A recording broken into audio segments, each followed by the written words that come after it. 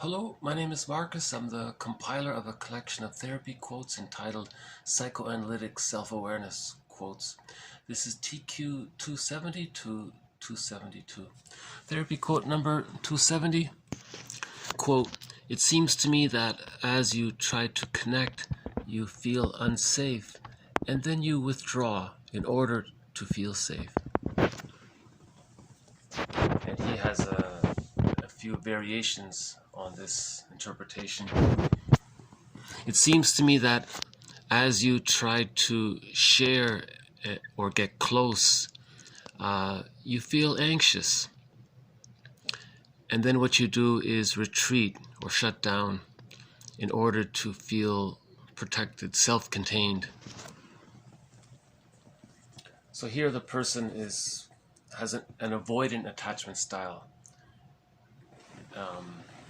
So he'll project the rejecting mother onto the therapist. Depending how rejecting the mother is, he might project the engulfing mother onto the therapist. Because in one variation of this, the client says, "You feel intruded upon, imposed on." Right? It seems to me that as you try to get close, you feel intruded upon, imposed on, and then you retreat and go into exile in order to feel free. Free because he escaped from the engulfing mother. Right? So this might be, the context here was the client had a more schizoid pattern. I think what they call the schizoid pattern. So the client projects the engulfing mother onto the therapist, and then when he tries so he's afraid to get close because it reminds him of being engulfed by the mother. So to escape the mother, to escape from that, he shuts down, and then he feels free and self-contained, that kind of thing.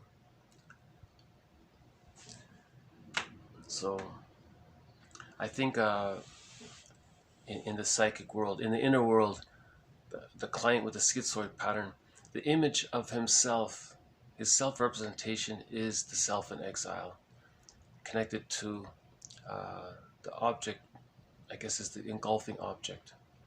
So if he wants to connect with the person, he agrees to be with a very bossy person, and then he, I guess, has to be, if he wants to connect, then he would be like a worker bee to the queen bee kind of thing. He would be, do whatever she wants kind of thing.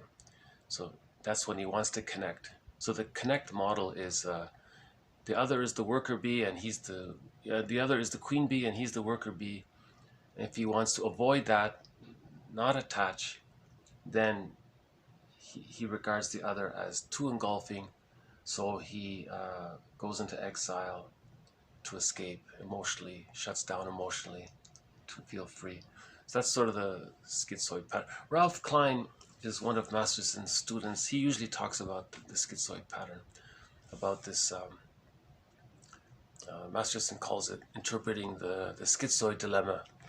It's because the main focus in the beginning in the therapy session with the person with the schizoid pattern is this whole issue of where's the point where the person doesn't feel either he's about to be engulfed or abandoned. It seems as if he's constantly feeling one or the other. He's either just on the verge of feeling engulfed, so he withdraws, then he feels like, oh my God, he's going to be abandoned in exile, it's too far, and he comes close, then he feels engulfed again, so he steps back, but he feels abandoned, and he's caught in this constant, so Masterson calls it the schizoid dilemma,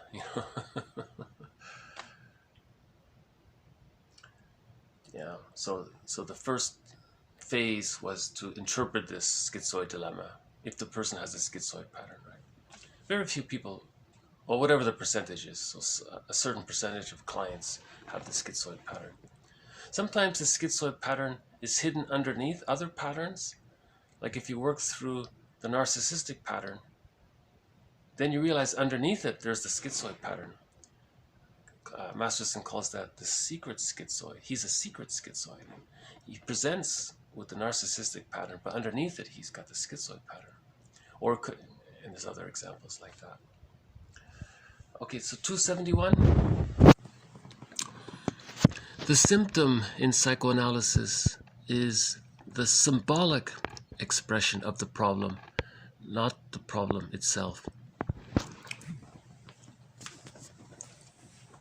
Okay, so this is similar to yesterday's quote, how the symptom represents an unresolved emotional inner conflict. And we had the example from Woodman, where the person felt separation anxiety. So to deal with the anxiety, he developed a symptom. That symptom sort of distracted him from his anxiety, or it seemed to take away his anxiety. But that symptom represented the unresolved emotional conflict of his separation anxiety.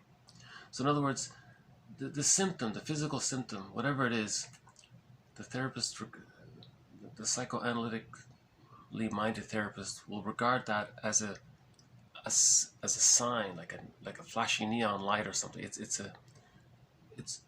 a symbolic expression of an unresolved inner conflict. It's a symbolic expression of an unresolved inner conflict.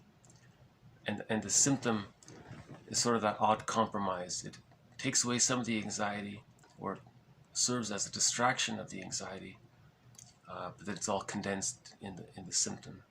And that's where we get that phrase, the body bears the burden. Right? So the body is dealing with the anxiety, something like that. Okay, 272. Every neurotic suffers from fantasies which cannot be realized. So basically, the neurotic is the person with the insecure attachment style. So remember, the mother just needs to be good enough for the child to develop a secure attachment style where the loving memories outweigh the frustrating memories, and the child is able to move through the phases of the separation individuation process to reach whole object relations. And with whole object relations, he has access to the real self and the capacities of the real self. The neurotic has an insecure attachment style. That's considered a developmental trauma. And when there's a trauma, the idea is that you're caught in the repetition compulsion. You're going to live in a way to try to heal from that trauma. So their splitting is still there. To maintain the split, he might project outwards to communicate what happened. He might act out, so he's preserving the split. He's going to try to recreate that original problem with the mother. So he's caught in that repetition compulsion gone awry. Projective identification, we said before, is like a secondary delusion. You're chasing a symbol. See, Alice Miller said before in a previous quote, you can never redo that birth to symbiosis phase. You can't go back to that babyhood time. You need to mourn the loss of the secure attachment style. And you do that by forgiving your parents, recognizing that they were caught in their existential dilemma.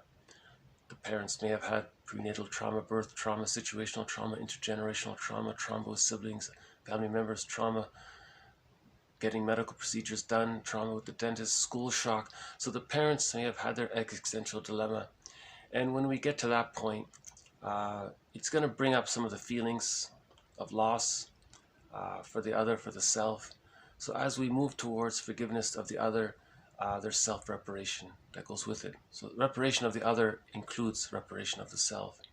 So so the idea is that the neurotic has to look inward, build his ego, build psychic structure, heal the splits, reach Ubuntu. Then he's no longer so neurotic. He can be mildly neurotic or slightly neurotic, but this neurotic phrase, it's on a spectrum. You can be slightly neurotic, that's considered normal, or you can be very neurotic. Then you're living the unlived life. Okay, so I'll just zip through them one more time.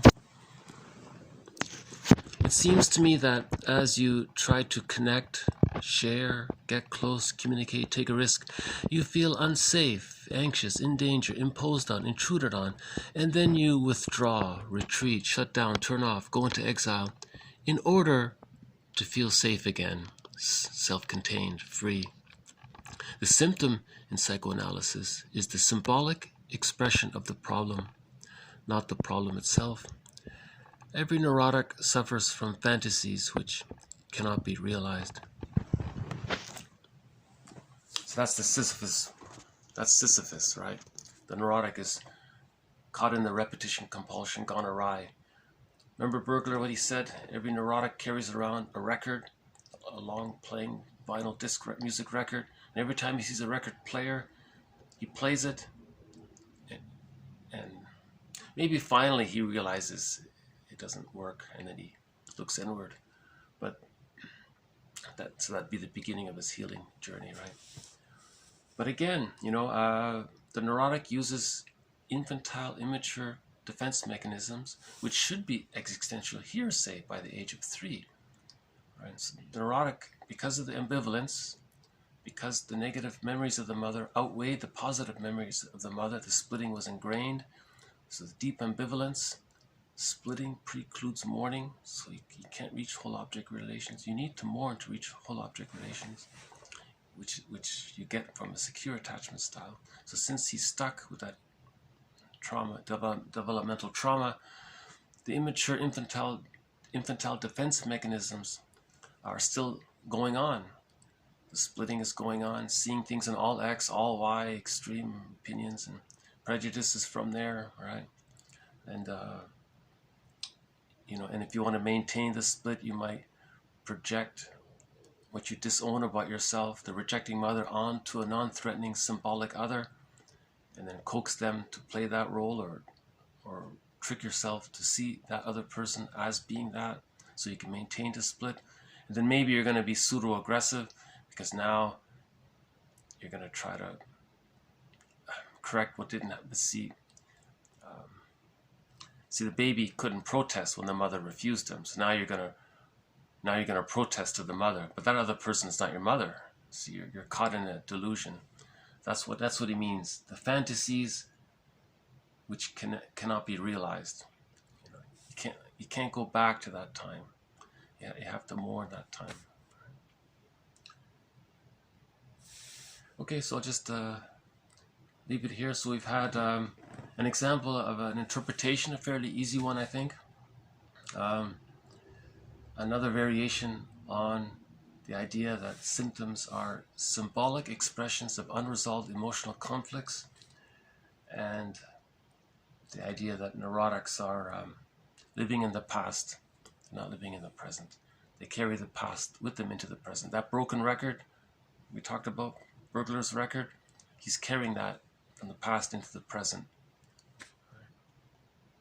That's the unlived life and all that. A lot of people don't use neurotic, the phrase anymore. People just say dysfunctional. But in most of the books, the word neurotic keeps coming up.